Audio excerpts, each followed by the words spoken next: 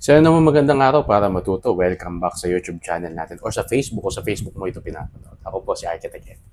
Ano kaya yung cheapest house na kaya mong itayo? No? Pag-usapan natin yan. Bibigyan kita ng concepts. No? Baka kasi hindi mo pa naiisip na pwede pala ito. No? Itong mga concepts na sasabihin ko. No? Hindi ako magbibigay ng specific na design. Ang ibibigay ko ay concept. So, pag-usapan natin, what is the cheapest house that you can build? Sa video na to. Check this out. So ano, magandang araw para matuto. Welcome back sa YouTube channel natin or sa Facebook.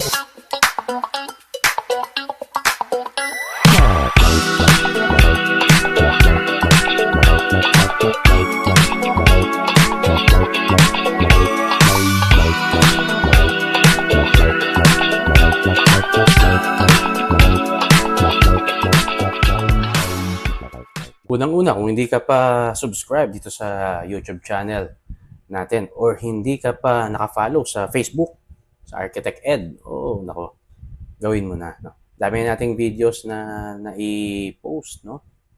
Dito sa YouTube, parang mga mag-1,000 na yata. Anyway, punta na tayo sa una. No? Unang concept. No? The cheapest house that you can build, no? Ang unang concept ay the one that you can build yourself. Ibig sabihin, zero labor cost, no? Or talagang virtually ikaw ang gagawa. Ang iyong mga kamay. No? You will build it yourself. Kasi sa construction ng mga bahay ngayon, almost 50% ay labor. Almost 50% of the cost goes to labor. No? Pagbabayad sa manpower. So, if you can build it yourself, so, napakalaki ng masisave mo.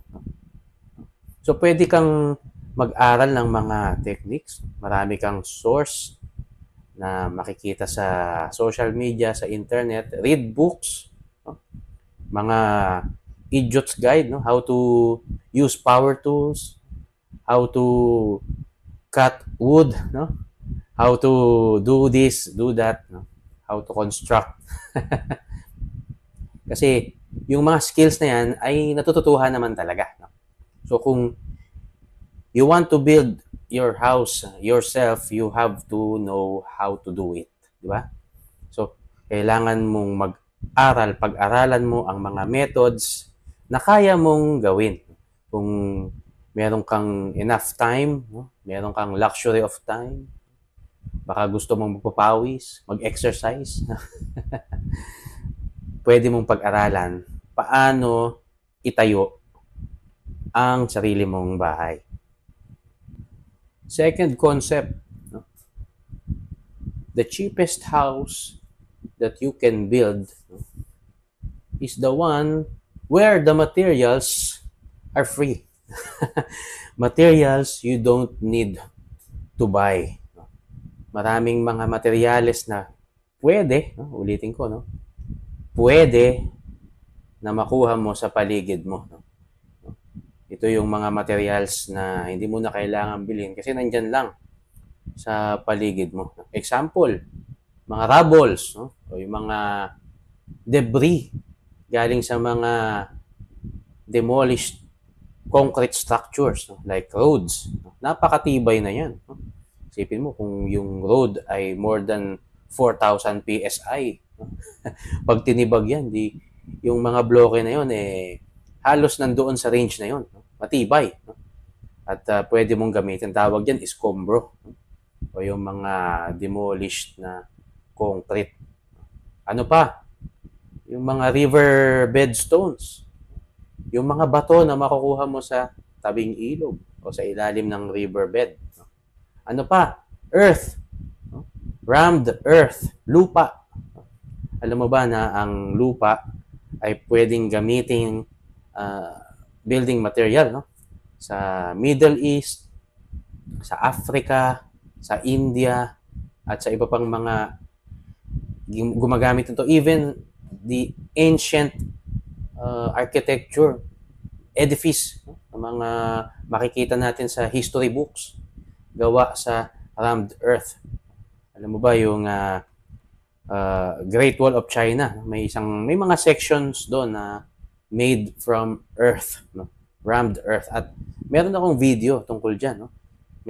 Meron akong video tungkol sa rammed earth. Pwede nyong tignan. At ilalagay ko yung description o ilalagay ko yung link sa description, no, para mapanood nyo. Ano pa? Recycled wood, ba? Mga yero. No? May nakita kang galvanized na roofing material doon sa isang kapitbahay mo, napapalitan niya na. Baka pwede pa. Hingin mo na lang. So, pwede kang maghanap ng mga ganong mga materials kasi hindi mo na bibilhin. Hihingin mo na lang. Kung bibilhin mo man, very minimal na lang yung cost. So, yan yung mga pwedeng materials na magagamit mo sa construction sa project mo na hindi mo nabibilhin or pwede mong hingin. And the third point, no, last point para sa video na ito, no, ay gawin mong basic. No? Keep it basic and small. Kasi mas maliit, mas mura. Mas simple, mas mabilis gawin. No? So, pwedeng ang korte niya ay square, rectangular, no? Para less yung wastage sa material. No? Baka gawin mo siyang naka-module na. No? Kung ano yung size ng mga materials mo na hindi ka masyadong magtatapon, doon mo siya buuin sa sukat na yon. Minimal design, no unnecessary features. No? Expand mo na lang later kapag ka meron ka ng additional budget.